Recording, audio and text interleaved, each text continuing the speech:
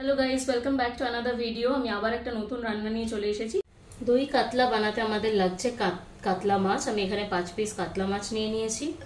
অবশ্যই লাগছে আমাদের ফ্যাটানো টক দই। এখানে হচ্ছে বড় চামচে 3 চামচ ফ্যাটানো টক দই আছে, জল ঝরানো অবশ্যই। এখানে আছে বড় চামচে 2 চামচ পেঁয়াজ বাটা আর বড় চামচের 1 চামচ রসুন বাটা। রান্নাটা বানাতে অবশ্যই সরষের তেল লাগছে, নুন হলুদ স্বাদ অনুযায়ী, মিষ্টিটাও, আর দুটো চেরা কাঁচা লঙ্কা লাগছে। তো চলুন দেখে নিই আমাদের রান্নাটা কিভাবে হচ্ছে। প্রথমেই আমি মাছগুলোকে নুন হলুদ মাখিয়ে ভেজে নেব ভালো করে। মাছে এবার আমি নুন আর হলুদটা দিয়ে দেবো। প্রথমে আমি অল্প একটু নুন দিয়ে দিচ্ছি।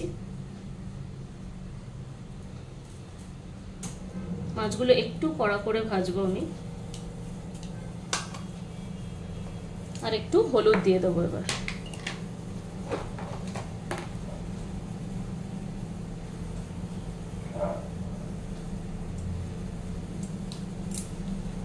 একটু ভালো করে মাখিয়ে নিচ্ছি মাছগুলোতে হলুদ আর নুনটা।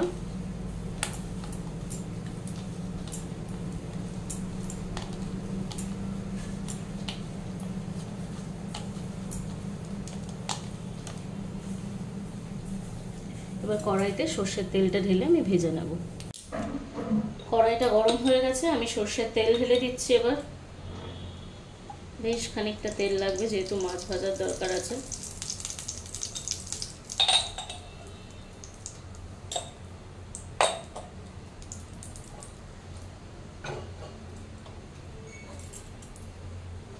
এবার আমি একে একে মাছগুলোকে ছেড়ে দেবো। মাছগুলোকে আপনারা এই খুন্তির উপরে নিয়ে ছাড়বেন, তাতে তেলটা ছিটকে যাওয়ার চান্সেসটা কম থাকবে।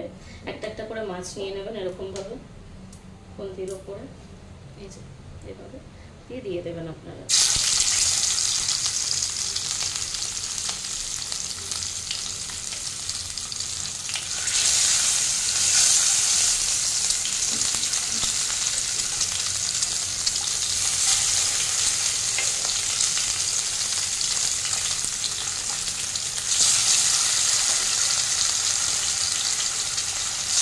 এইভাবে ছাড়লে হবে কি, আমার একটা মাছও তেলটা ছিটকে আসবে না একটা মাছ থেকে।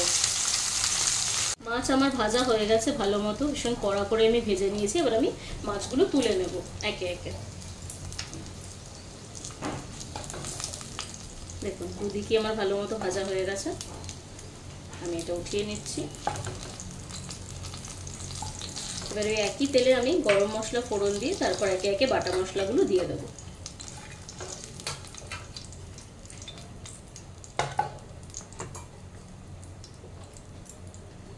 প্রথমে আমি ফোড়নের জন্য দিচ্ছি একটা তেজপাতা, একটা এলাচ, দুটো লবঙ্গ আর একটু দারচিনি। এটা আমি দিয়ে দিলাম।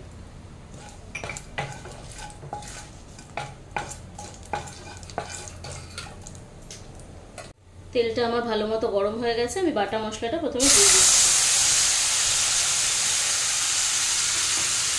এটা দেওয়ার সাথে সাথে ভালোভাবে কষাতে থাকতে হবে।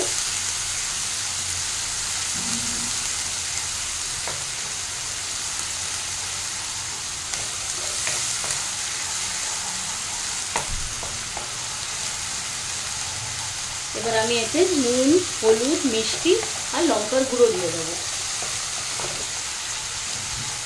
দিয়ে আমি এটা ভালোভাবে কষাবো। ততক্ষণ অবধি কষাবো যতক্ষণ না পেঁয়াজের কাঁচা গন্ধটা চলে যাচ্ছে।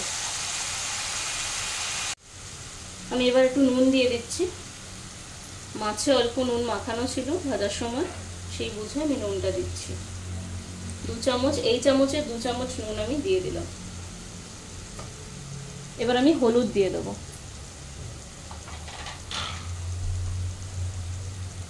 1 চামচ হলুদ দিলাম। এবার আমি রেড চিলি পাউডারটা দিয়ে দেবো, 1 চামচ মতন দিলাম বড় চামচে। ভালো করে মিশিয়ে নিয়ে এটাকে ভালোভাবে কষাবো। আর মিষ্টির জন্য আমি গুড়টা দিয়ে দেবো।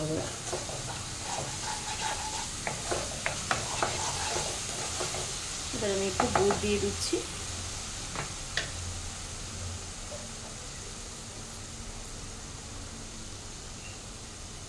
এই চামচে 2 চামচ আমি গুড় দিয়ে দিলাম।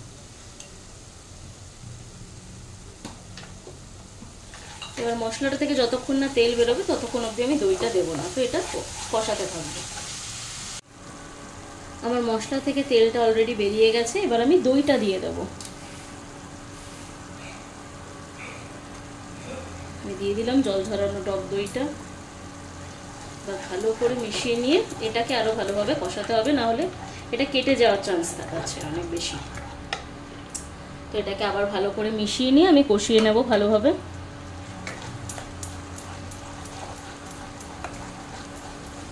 আবারও যতক্ষণ না তেল ছেড়ে বেরোবে ততক্ষণ অবধি আমি এটাকে ভালোভাবে কষাতে থাকবো।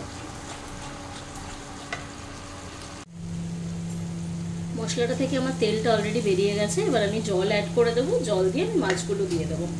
যতটা গ্রেভির রিকোয়ারমেন্ট আমি ততটাই জল দেবো, খুব বেশি জল দেবো না।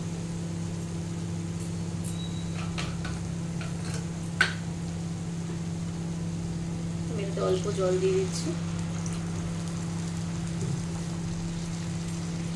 এটা ভালোভাবে মিশিয়ে নিয়ে আমি এবার মাছগুলো ছেড়ে দেবো।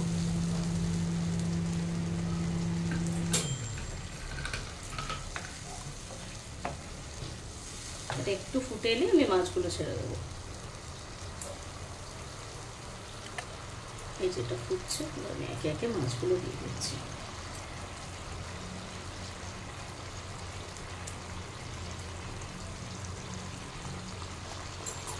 তার সাথে আমি চেরা কাঁচা লঙ্কা যে দুটো রেখেছিলাম সেটাও আমি দিয়ে দিচ্ছি। সব শেষে আমি নামানোর আগে বা গ্যাসটা অফ করে দিয়ে মিশিয়ে দেবো 1 চামচ, তাহলে আমার দই কাতলা রেডি। এটা একটু ফুটে যাক, আমি এবার গ্যাসটা বন্ধ করে দেবো। তাহলে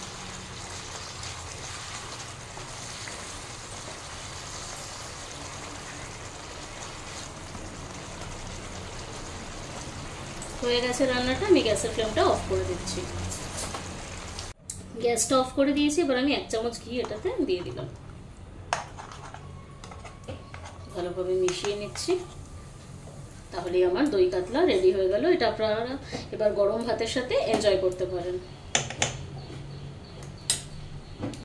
তাহলে দই কাতলা আমাদের পুরো রেডি হয়ে গেছে, দেখুন। আপনারা দেখলেন রান্নাটা কেমন লাগলো। আপনারাও সবাই এইভাবে ট্রাই করবেন, আর আমার চ্যানেলটাকে লাইক করবেন, শেয়ার করবেন, সাবস্ক্রাইব করবেন, আর সবাই খুব ভালো থাকবেন, সুস্থ থাকবেন। Bye bye.